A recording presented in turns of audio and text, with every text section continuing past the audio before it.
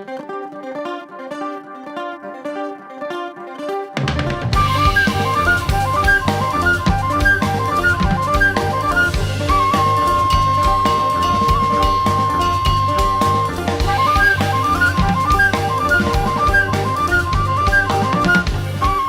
la revolución significa precisamente más cultura y más arte.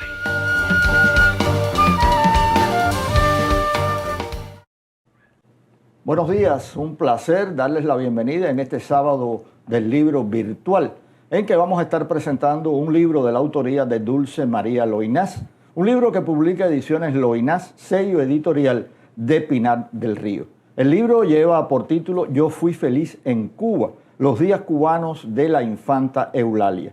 Y me acompaña para presentar este libro y comentar brevemente de su contenido, de su propósito, de su trascendencia, una investigadora, ensayista, crítica, quien labora en el Instituto de Literatura y Lingüística José Antonio Portuondo Baldor y es la más conocedora, investigadora y estudiosa de la obra de Dulce María Loynaz, autora de varios libros relacionados con esta figura imprescindible de la literatura cubana y de habla hispana. Entre esos libros, Contra el silencio, otra lectura de la obra de Dulce María Loynaz, que fue galardonado con el premio Alejo Carpentier de ensayo y el premio de la crítica literaria. La bienvenida y los buenos días a este sábado del libro virtual a Zaida Capote Cruz. Buenos días, Zaida. Buenos días, Fernando. Encantada de acompañarte. Me gustaría, Zaida, que le comentaras a las personas que están viendo este espacio de qué trata este libro que publica Ediciones Loynaz. Bueno, en primer lugar hay que decir que son una serie de crónicas que Dulce María Loynaz publicó en el periódico El País, forma parte de la serie Crónicas de Ayer, en el año 55, 1955, y su referente histórico, vamos a decir, es la visita de la infanta Eulalia de España a Cuba en 1895, a fines del 19, cuando la guerra entre Cuba y España estaba cuajando en su segunda gran etapa. Me gustaría también saber, Zaida, qué importancia tú le concedes al ejercicio periodístico de Dulce María Loynaz, algo que, por cierto, no es muy conocido entre los lectores cubanos. Bueno, sobre las crónicas de Dulce María se ha escrito poco. Luisa Campuzano es una de las que ha abordado ese tema. Pero a mí me sirvió de mucho releer estas crónicas en este pequeño libro que vamos a presentar hoy, porque se puede ver claramente los recursos narrativos de Dulce María en acción. O sea, hay algo que es magnífico en la prosa de Dulce María, que es el manejo del lenguaje, como todos sabemos.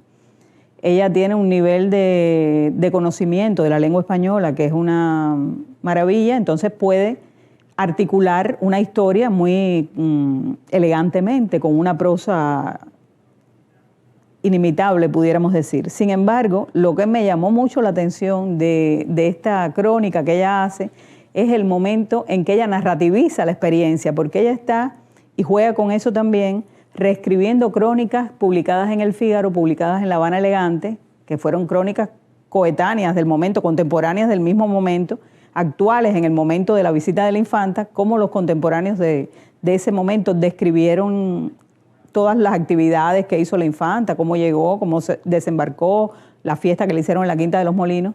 Y Dulce María entonces hace como unas breves cápsulas narrativas que son muy creativas a mi juicio y muy buenos indicios de la calidad de su prosa narrativa. O sea, cómo ella logra articular esas breves narraciones y narrativizar algo que contaron otros que eran descripciones, ¿no?, de la época.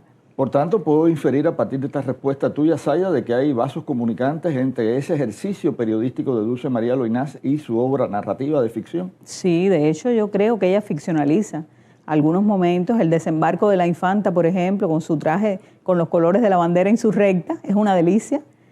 Otro momento en que el infante don Antonio, el esposo de la infanta Eulalia, asiste a una sesión de esgrima y en que ella cuenta cómo se encuentra con jóvenes que estaban a punto de partir a la manigua a luchar contra España, y me parece que su proyección, que la tienen otros libros como Un verano en Tenerife, por ejemplo, de servir de puente cordial, como ella misma diría, entre Cuba y España, en este libro está muy bien ejemplificado, pero como siempre también, como ocurre con la Avellaneda, una cubana universal, su vocación de cubana es muy visible.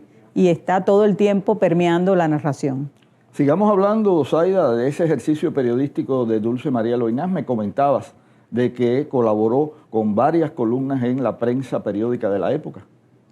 Sí, ella tuvo otra columna muy reconocida también que se llama Entre dos primaveras, que siempre hacía la historia de una abuela y su nieta, como comparando las dos etapas de la vida de una mujer y dos épocas diferentes. Y esa también es una delicia leerla. Hay pocos trabajos sobre ella, pero ese tipo de ejercicio periodístico, que además lo hacía a veces anónimamente, porque eran contribuciones a la columna de su esposo, Pablo Álvarez de Cañas, que era cronista social, servían para llenar algunos vacíos quizá que él hubiera dejado, pero están escritas con una maestría, con la maestría de siempre de Dulce María. O sea, no porque fuera algo destinado al consumo diario de un periódico, es algo menor. Son textos muy bien elaborados, con mucha creatividad, no solo de lengua, sino de imaginación.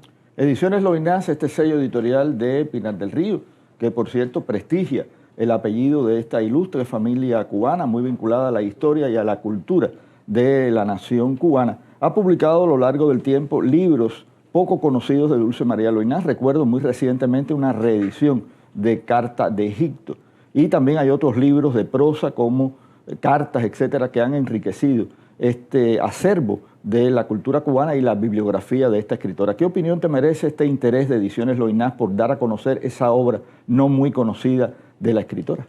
Bueno, Ediciones Loynaz tiene como el encargo público de hacerse cargo, perdonen la redundancia, de publicitar la obra de los hermanos Loynaz. Y eso me parece que lo han cumplido muy bien. Recuerdo dos hitos por lo menos de estas obras poco conocidas, como dice. En primer lugar, aquel volumen Cartas que no se extraviaron, que publicaron con una editorial española, que fue un hito en su momento, la correspondencia perdida, vamos a decir, de Dulce María, o sea, la que no se había perdido, pero la desconocida hasta ese momento, que fue un volumen importantísimo para entender mejor la obra de Dulce María Loynaz. Y recuerdo también la primera edición de Fe de Vida, que fue un libro muy diferente de lo que estábamos acostumbrados a leer de Dulce María Loynaz, y abrió un espacio inmenso en el tema de la autoficción, de la biografía, autobiografía, y eso también fue una contribución de Ediciones Loynaz. Como especialista, Zaida, de la obra de Dulce María Loynaz, autora de varios libros sobre este tema, ¿qué opinión tú te merece el que se esté publicando este libro, Yo fui feliz en Cuba, los días cubanos de la infanta Eulalia? Me parece que es una excelente oportunidad para nuestros lectores de volverse a encontrar con Dulce María, con su prosa deliciosa, con su sentido del humor, que también lo tiene, y al mismo tiempo reconocer un espacio histórico real, un suceso de nuestra historia que ocurrió. Hay personajes, otros personajes reales imbricados, como el propio Enrique Loynaz, como Amalia Simoni. Yo creo que es siempre un aprendizaje necesario, pero además desde el punto de vista estético, es un gozo supremo leer la prosa de Dulce María, con lo cual recomiendo muchísimo la adquisición y lectura del libro. Te agradezco, Zaida, que hayas estado en este sábado del libro virtual, en que se está presentando este libro de Dulce María Loynaz. A ustedes los invito a leer este volumen de Ediciones Loynaz en la colección El Fausto. Por cierto, la tercera edición de este libro, que se publicó originalmente en 1993 por el sello de Letras Cubanas y en el 2003 por este propio sello, Ediciones Loynaz. Los invito, por tanto, a la lectura, al disfrute de Yo fui feliz en Cuba, los días cubanos de la infanta Eulalia, de Dulce María Loynaz. Gracias por la atención.